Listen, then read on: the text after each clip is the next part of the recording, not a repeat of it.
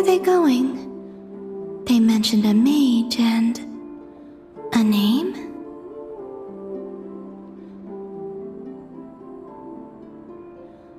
So, Mr. Varka, are you acquainted with this Nicole? Or should I call her Mage N?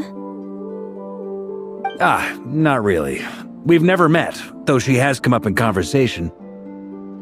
From what I've gathered, Alice kinda took Nicole under her wing. Taught her how to speak in a more ladylike fashion, that kind of thing. Huh. Hard to imagine Alice as an etiquette coach. Yeah, Alice is a larger-than-life personality, I'll give you that. But then again, that's why she's able to draw such an eclectic mix of people into her inner circle. If I remember correctly, being an interesting person is actually one of her main entry requirements. So, if you ever wanted to join the Hexencircle, I'm sure you'd both be eligible to apply. Hey! Don't go around making promises on Alice's behalf! I wouldn't dare! I'm just trying to paint a picture of the Hexencircle for you. Okay, sure. Anyway, since none of us have ever met Nicole, how are we supposed to find her? We can't just go up to every woman in sight and ask, "Hey, are you Nicole?" Maybe something she's wearing will give it away? Like, a windbloom pinned to her chest or something. Wait a minute. Alice never said Nicole was from Mondstadt. Oh, true. That would be... this young lady, then?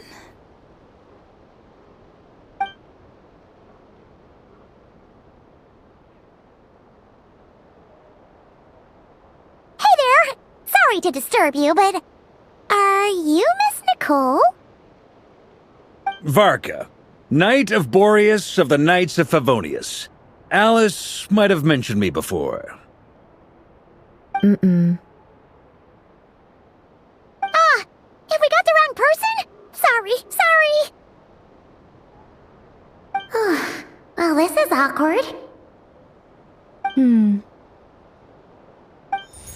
When I shook my head, I meant, no, Alice hasn't mentioned you before. Huh? Where is this voice coming from? My apologies. For certain reasons, I am unable to speak. This is the only way I can communicate with you. It might take some getting used to, but I hope you can understand. Hey, it's fine. I'm more shocked by the fact that Alice never speaks about me.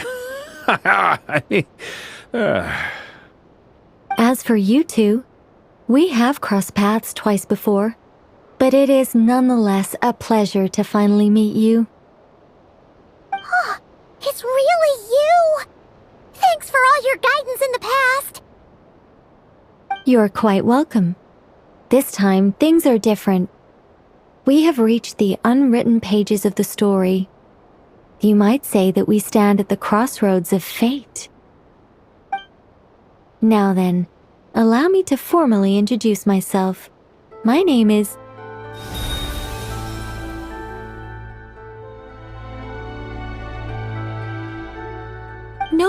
No, stop! Alice! I can't believe it! I had a whole speech prepared. I'd agonized over every single word. She always picks the worst moments to ruin other people's plans. I'm so sorry about that. Alice took the liberty of devising some bespoke self-introduction magic for each member of the Hexencircle. But I could have sworn I deleted all of the triggering conditions for it. How did it bypass everything? Oh gosh, this is so embarrassing. This is a very different side of Nicole than what we're used to. Is she not used to face-to-face interactions? Don't worry about it. We've seen that introduction magic once already, so it wasn't too much of a shock. Please go on, Miss Nicole. We'd love to hear what you have to say, or, well, communicate. Huh? Are they talking to this lady? But Will you all promise to forget that horrendously embarrassing introduction? Sorry? Embarrassing? When?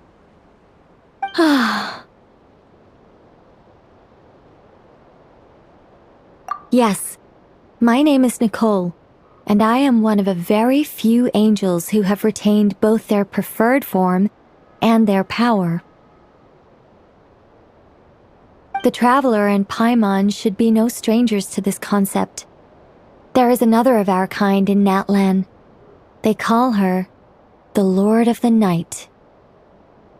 Alright! Paimon remembers her! Yes.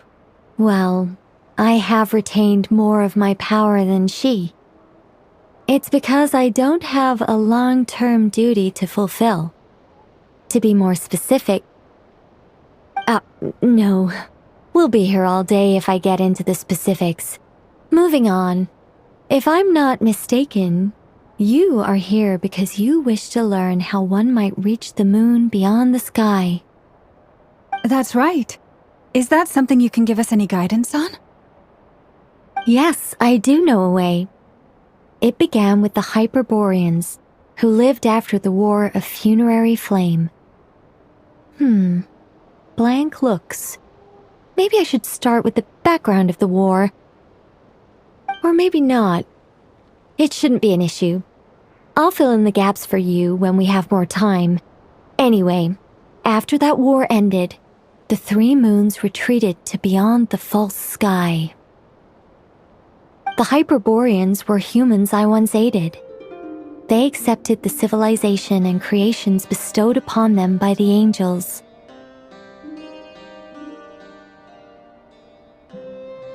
But despite accepting many blessings of the angels, many among them still held on to their faith in the moons. They were reluctant to accept the new order. Even after the War of Funerary Flame, they sought to contact the moon goddesses beyond the sky and receive their guidance. But all three had passed away by that point. This mage has a unique method of communicating. Is she talking about the moons? Yes, but they did not know. And so, still they prayed for the moon goddess's mercy.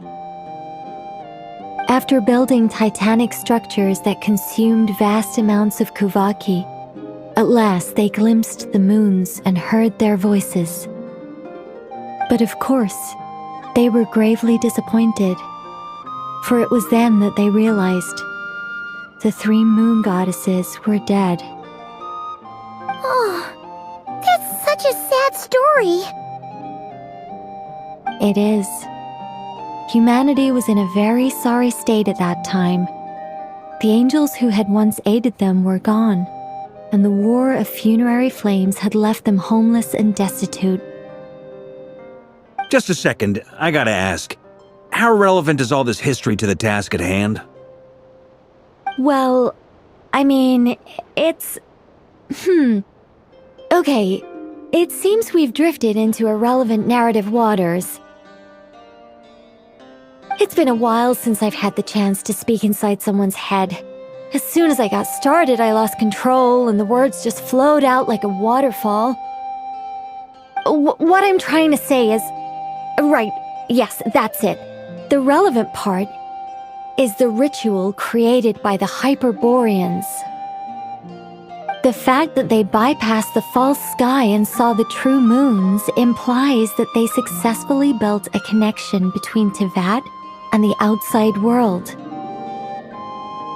Which means, with enough Kuvaki and a sufficiently stable connection, it should be feasible to send one person over the border. Okay, so they built some kind of portal? Oh, yes. A portal. Is something wrong? You sound disappointed. I just didn't expect you to summarize it so well. It turns out I could have said all that in one word, if only I'd managed to think of it. No, please, it's fine. This is invaluable knowledge. I'll be sure to record and preserve everything in writing. Oh, really? Well, in that case, I suppose I could backtrack and add some more detail. I did gloss over a few things so far. Whoa, whoa, whoa, time out. Let's summarize what we've got first. The Hyperboreans were the last ones to use this method, right? So we somehow need to find whatever structure they built and make sure there's enough Kuvaki to power it up.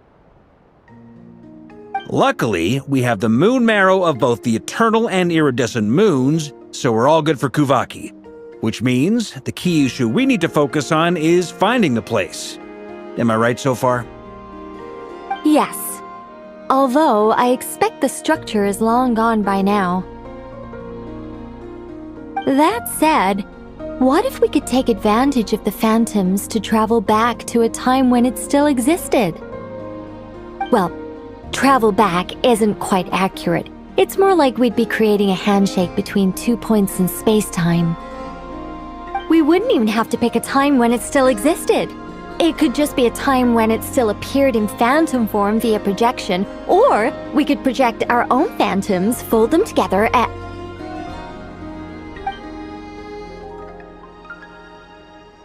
You look lost. Was that too hard to follow? Yeah, things got a little, technical there. Paimon's brain is reaching capacity. Alright, let me think about how to put this more simply. Okay, got it. Over the next few days, I'll search for phantoms that we can use. Once I find one that meets the criteria, I'll let you know and we'll regroup. By completing certain rituals, specific individuals will be able to enter the phantom and make it to the Hyperborean structure. If everything checks out and it looks feasible, we'll just need to wait for Moon Prayer Night, and we can send the Moon Goddess back home. I'm really skimping on the detail here. Is this making any sense at all? I think so. For now, we'll just wait to hear from you. Yes. Basically, yes. Great. Counting on you. In the meantime, we'll focus on finding the Moon Goddess's name. My name? Are they looking for a way to stop me from disappearing? Excuse me, Miss... Go on, Miss Nicole. This conversation was a little all over the place. I didn't catch your name.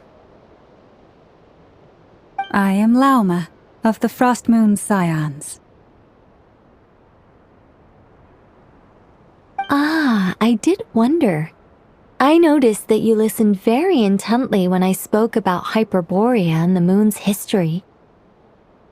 If you'd be interested, I'd love to visit you this evening and go through it again in greater detail. Also, if you were serious about making a record, it would be too risky to simply write down the raw details as is. I would suggest some tweaks. Maybe rewrite the stories as fairy tales or fables, perhaps even prayers. Anyway, we can cross that bridge when we come to it. So, see you later then? Oh, and no need to prepare anything. Just a cup of tea will do. See ya! She seems friendly. It's just... It's so nice to find someone who's actually willing to listen. I've been dying for a chance to finally go through all this systematically from start to finish. Any longer and I'd probably start forgetting it. Now Paimon gets why Alice told us to mind our heads. Ha ha ha ha! What did I tell you? A lot of quirky people in Alice's orbit. Now then, the next order of business is... where do we start looking for the Moon Goddess's name? Maybe the rest of what Nicole has to say might give us some clues. Once I've heard her out, I'll summarize the salient points and share them with you all. I'm also inclined to review our other documents. Yes, our faith was first established by our Hyperborean ancestors, but many of the more factually accurate records are from after Kuthar's birth. Sounds like we're gonna follow Kalabina's journey through Devat, huh?